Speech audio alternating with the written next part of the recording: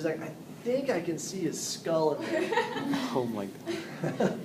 So anyway, she apparently sent that picture to a few people. They're exploding my phone right now. So she's in the yard getting them stitched up. So abdomen and thorax, we're going to talk about 101 reasons to refer.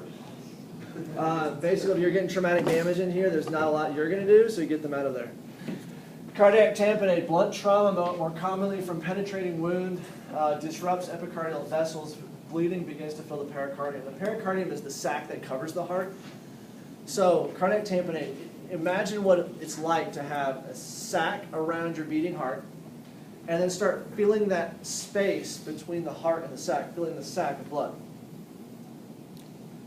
So the heart now has a pressure that it has to push against, and as that, in several of these, you're going to see that if that external pressure is crushing down on it, we have issues. Now, if I auscultate, if I listen to your heart sounds, the majority of our insides are filled with what? Especially up here. If I do air, if I tap on it, it's hollow for the most part. I mean, our lungs are filled, our big air sacs. Now, if I go and take and fill up blood in the pericardial sac around the heart, it's going to dampen the sounds. So with cardiac tamponade, if you auscultate, if you're listening for heart sounds, they'll be diminished, they'll be muffled, because it's not going to resonate as a beat into an air chamber. It's going to be muffled by the fluid that's around it. Increasing pressure prevents atrial and ventricular filling, which over periods of time is going to be a problem, and the symptoms can be delayed for days to weeks as it slowly fills. Now the pericardial sac, it'll stretch acutely if it's a bad rupture, if it's a significant bleed, then it'll cause problems faster, it'll be more acute. But if it's a slower bleed, then as it fills over time, it can ultimately expand it. That sac can hold quite a bit of fluid, so it can take a while for the symptoms to show up. History, blunt trauma in the chest. You'll see this on a couple of them, but feeling of impending doom. At a personal experience, there is something weird when your heart is doing weird things. Like, it just kind of puts you in a weird mindset because you just know things aren't quite right, and these people are going to know things aren't quite right. Observation, distended neck veins, severe agitation and anxiety. So they're just, it's not working right, and it's going to stress their system out. Functional status may display signs and symptoms of shock. So as they're bleeding, shock is low blood volume, low blood pressure coming from that, and we'll talk more about that once we get you guys into PAP. But they're going to end up having those low blood pressure symptoms, those shock symptoms, to where the body is starting to act funny. Physical findings, distant or muffled heart sounds, tachycardia to where it's beating faster, hypotension, so low, which is going to go in with your shock, the hypotension, the low blood pressure, and then paradoxical pulse, which has to do with when you inspire, your pulse normally drops distally, like as you're inspiring, it's increasing the negative space. It's a vacuum that draws air in, and so it actually changes the blood pressure distally because it's the heart's not having to beat as hard. But in this situation, you end up getting that even more pronounced. Myocardial contusion. Blunt trauma compresses the heart between the sternum and the thoracic vertebra. This can be life-threatening ventricular dysfunction, or arrhythmia may develop. So if I bruise it bad enough, your heart muscle doesn't want to get bruised. It wants protection from the rib cage, and if they can't, then if it takes that bruise, the muscle's not going to work well. So history is blunt trauma of the sternum, mild to severe chest pain. Observation, pallor. They're going to look pale. They're going to look ill. The heart's not functioning. Ventricular tachycardia, ventricular arrhythmia. They're going to go, if it doesn't get resolved, they'll lose consciousness, and that can end up leading, if that inefficiency can end up causing the heart to have sudden cardiac failure. Shock is possible, may be unconscious, tachycardia, irregular heart rhythm, and low blood pressure. So that's coming from bruising the heart. Pulmonary contusion. I had a baseball player who turned on a pitch. It hit him in the back. He bruised his lungs. He was coughing up blood.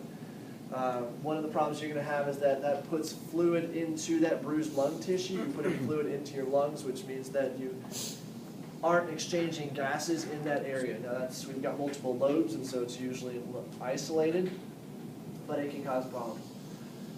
It can lead to ventilation perfusion mismatch occurs from edema, so it can lead to respiratory distress if it's a large enough area, a large enough contusion. And we don't really want fluid in there either, because if there is fluid in there, then we may run the risk of pneumonia, some other infections, because it's a warm, moist area already. If we go and add other nutrients and everything else, the bacteria are like, yay! So, yeah, history, blood flow to the chest, severe chest pain, difficulty, painful breathing, observation, cough, and then they're coughing up blood, hemoptysis. Pulmonary contusion, okay, so tachypnea, so they're going to have quick breathing, diminished breath sounds. They're not going to have this nice full resonance, nice deep inhale, exhale. And then crackles. Crackles, the sounds when the airways are kind of, they're collapsing on themselves to where you kind of hear them open and close as the air goes in. So again, some of these things you'll pick up more when we get into pathology and respiratory distress. Spontaneous pneumomediastinum. It's a lot of letters. Free air enters the mediastinum, which is the area, the chest passage, the air passage into the center of the chest.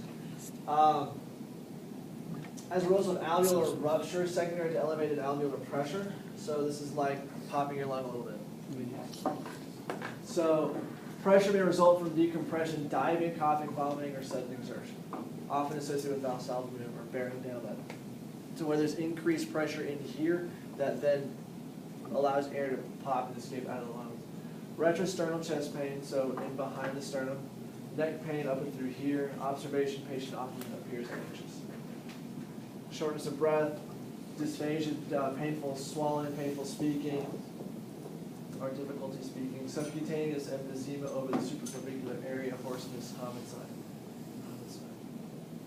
Yeah, I forget that one. Pneumothorax. Air leaking into the pleural space caused increased pressure around the lungs, subsequent collapse. Spontaneous, men ages 20 to 40, tall, thin, history of smoking, unrelated to sport or exercise for this kind. So there's a kind of a chronic, non-traumatic version of this to where all of a sudden, for whatever reason, you've got air filling the cavity, the pleural space. Sudden unrelieved shortness of breath. If air is getting into that pleural space, much like the heart, to where I've got air filling the bag around the lungs, then I can't have that negative pressure to draw air in and fill them up. And so as you take a breath, air fills the lungs. Oh, tell me I have it good.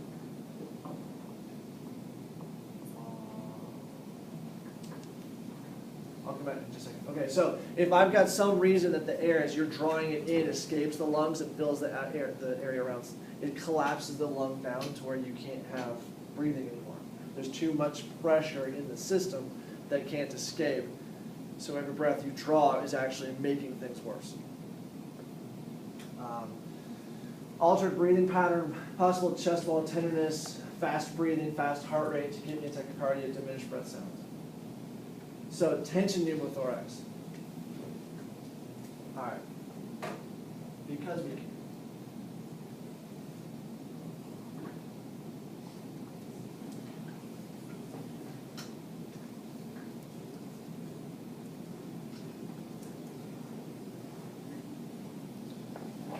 I am. Nerve rebel. I'm not. Oh, this is so Hunger Games. It is a girl with an A. That's so You made the right choice today, comrade. You stop with that shrine shit. Everything's gonna be okay. I know something. Say hello. We're getting out of here. Hey, Nathan! Would you please fucking out? God damn it! Ah!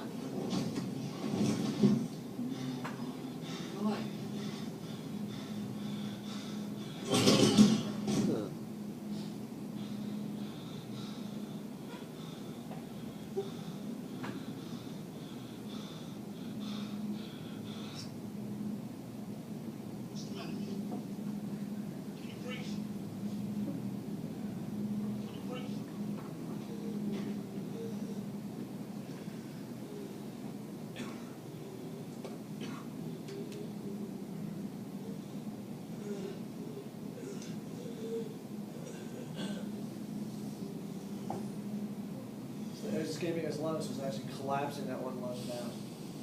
It's not the.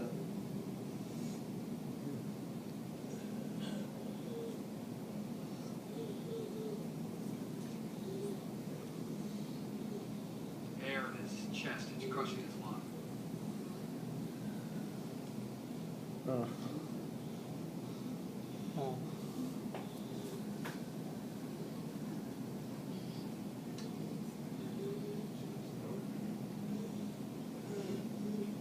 This is in every athletic trainer's kit too, I'm telling you.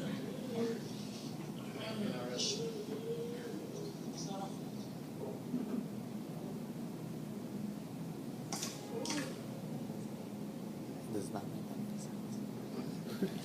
The sound effects.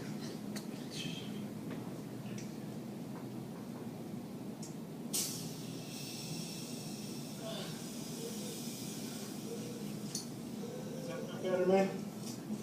I feel better?